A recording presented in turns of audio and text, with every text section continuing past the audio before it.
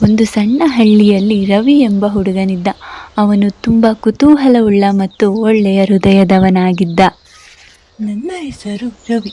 ನನಗೆ ಪ್ರಕೃತಿಯನ್ನು ನೋಡುವುದೆಂದರೆ ಬಹಳ ಇಷ್ಟ. ಪ್ರತಿದಿನವೂ ಅವನು ಶಾಲೆಗೆ ಹೋಗುವ ಮುನ್ನ ಹಳ್ಳಿಯ ಸುತ್ತಮುತ್ತಲಿನ ಕಾಡಿನಲ್ಲಿ ಸ್ವಲ್ಪ ಸಮಯ ನಡೆದು ಬರುತ್ತಿದ್ದ. ಒಂದು ದಿನ ಕಾಡಿನಲ್ಲಿ ನಡೆದು ಹೋಗುತ್ತಿದ್ದಾಗ ಅವನು ಒಂದು ಚಿಕ್ಕ ಪಕ್ಷಿಯನ್ನು ಕಂಡನು. ಆ ಪಕ್ಷಿ ನೆಲದಲ್ಲಿ ಬಿದ್ದಿತ್ತು.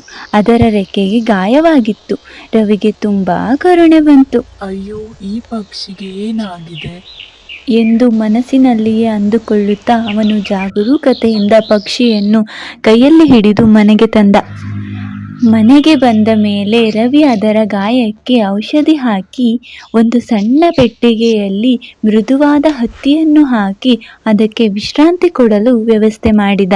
ಪ್ರತಿದಿನವೂ ಅವನು ಪಕ್ಷಿಗೆ ಆಹಾರ ಮತ್ತು ನೀರು ಕೊಡುತ್ತಿದ್ದ.